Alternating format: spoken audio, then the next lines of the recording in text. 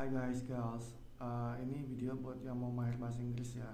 Pertama-tama harus tahu tujuannya. Tujuannya adalah berkomunikasi, bukan untuk IELTS, bukan untuk grammar. Karena IELTS itu atau TOEFL itu cuman alat ukur kecakapan berkomunikasi dalam bahasa Inggris. Kalau grammar itu tulangnya. Kalau kosakata itu dagingnya. Jadi tujuannya itu komunikasi, tapi komunikasi untuk apa? Untuk memberdayakan diri sendiri kah? Atau cuma untuk ujian IELTS gitu. Nah, kita harus tahu dulu bahasa Inggris itu buat apa? Apakah bermanfaat buat kehidupan kita ke depannya sampai seumur hidup atau enggak?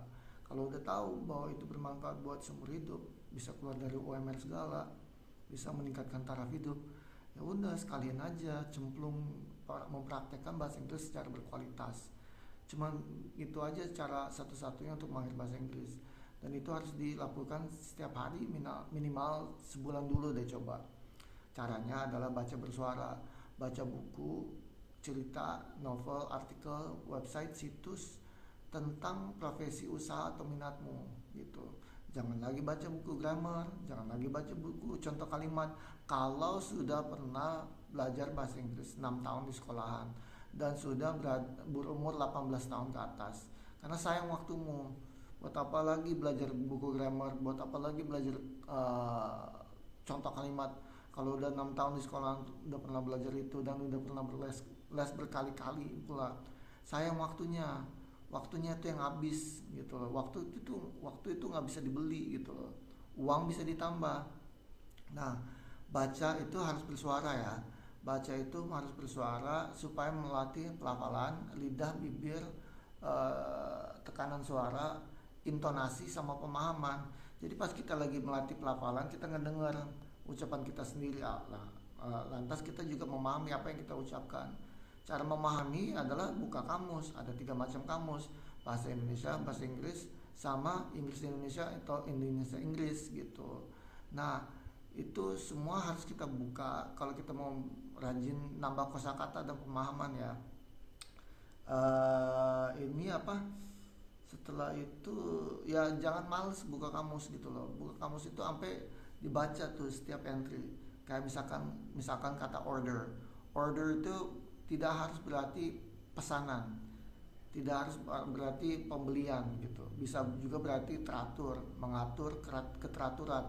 Tergantung isi kalimat, tergantung konteks kalimat atau situasi kondisi yang dibahas dalam kalimat. Udah ya tentang baca, kalau nggak salah itu udah cukup. Terus ada thesaurus sama glosarium sama kamus-kamus profesi ya. Kamus-kamus profesi yang biasanya berisi istilah-istilah yang tidak umum ada di dalam kamus Indonesia Inggris gitu. Terus udah gitu rajinlah mengarang tulisan. Kenapa mesti mengarang? Karena itu mendorong kita untuk berdialog di dalam diri kita sendiri. Kita berbicara dengan kita sendiri gitu loh. Nah, ketika kita berbicara dengan diri sendiri, itu nanti um, terjadi pemahaman yang lebih dalam tentang diri sendiri. Dan kalau kita mau menuliskan isi hati atau isi pikiran kita dengan secara detail dan tepat, setepat mungkin, kita tuh dipaksa buka kamus. Nah, ketika dipaksa buka kamus, nah nambahlah perbendaharaan kosakata ya nggak. Makanya mengarang itu penting karena mengasah dialog dengan diri sendiri agar kita memahami diri kita sendiri dan juga menambah kosakata. Kalau kita paham sama diri sendiri, kita lebih mudah mengekspresikan diri sendiri ke dunia luar karena kita tahu keinginan kita apa dan posisi kita apa. Setelah rajin baca tiap hari, rajin ngarang tiap hari, rajinlah ngobrol sama orang yang lebih pintar, yang lebih mahir. Rajinlah ngobrol tentang ilmu atau keterampilan atau hobi gitu loh. Jangan ngajak ngobrol orang yang menganggap bahwa aksen itu segala-galanya. Aksen itu penting untuk mengetahui apa sih yang dibicarakan oleh orang Australia, orang India, orang Pakistan, orang Jepang, orang hillbillies dari Amerika atau orang apa New York, cara mereka ngomong tuh kayak apa sih, biar kita bisa paham mereka. Tapi kalau untuk gaya, aduh aksen nggak penting deh, soalnya bahasa Inggris itu udah milik dunia gitu. Jadi mau bahasa Inggris ala Indonesia, ala orang Indonesia kayak, ala orang India kayak, ala orang Australia kayak, ala orang Amerika kayak, yang penting pelafalannya benar, oke? Terus apa lagi ya? Ya udah, itu coba dipraktekin 2 jam sehari ya minimal tiap hari tanpa libur.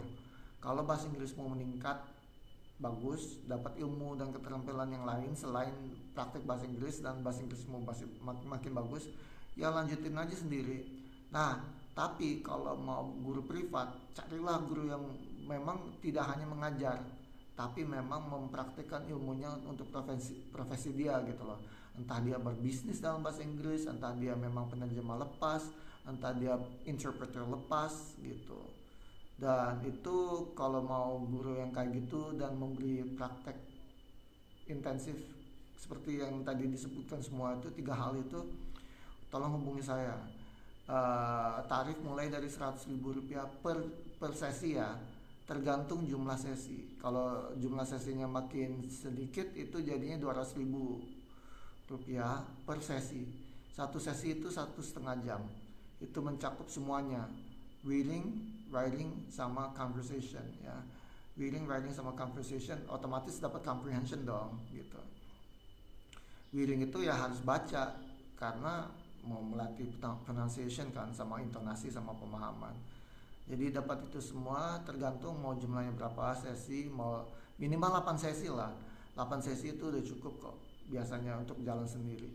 Biasanya gitu kalau bagi saya. 20 sesi itu untuk membangun kebiasaan supaya ke depannya sendiri dia udah terbiasa jam segini belajar bahasa Inggris sendiri bisa, karena udah terbiasa sama saya gitu ya.